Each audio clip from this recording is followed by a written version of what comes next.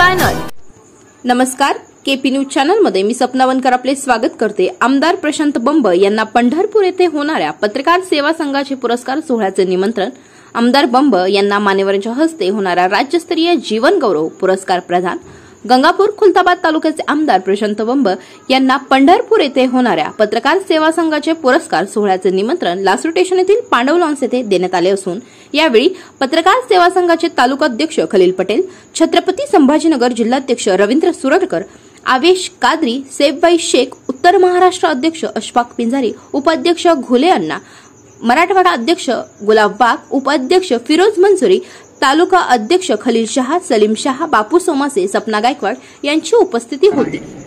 त्याचं आमंत्रण देण्यासाठी माझे सर्व पत्रकार मित्र आणि माझी भगिनी इथे मला आज त्याला मग इन्व्हिटेशन देण्यासाठी आलेले आहेत। मी आज खरोखर जेव्हा ताई सांगत होते माझ्या अंगावर काटा येत होता की जसं आपण काही काम करतो त्याची दखल जग घेतं, तो ते बघतो आणि माझा हेतू डे वन पासून हाच राहिलेला आहे की जसं मी आत्ता बोललो, जे आपण करतो ते बघतात आणि त्याचं रिपिटेशन व्हायला पाहिजे। समजा मी आता कामगारांच्या पेढ्या सुरू केल्या, राज्यात सर्वांनी घेतल्यामुळे लाखो कामगारांना माहीत नसलेली योजना माहितीही झाली आणि त्याचं डिलिव्हर पण बरोबर व्हायला लागलं। आज संसार वादली, मी बोललो होतो त्यावेळेला की मी आता याच्यामध्ये भांडे कुठे आणायला लागले, कारण की मला महिलांना सहज विचारलं, त्यांनी मला एकदा बोलता बोलता सांगितलं ठीक आहे ही पेटी आहे, सुरक्षा किट आहे वगैरे वगैरे, पण जर आम्हाला घरात भांडेकुंड जर भेटले कामगार ह्याच्यामध्ये तर बरं वाटेल। मला ते आवडलं, मी ते राज्य शासनासमोर ठेवलं आणि खरोखर संसार बांधली राज्यामध्ये सुरुवात झाली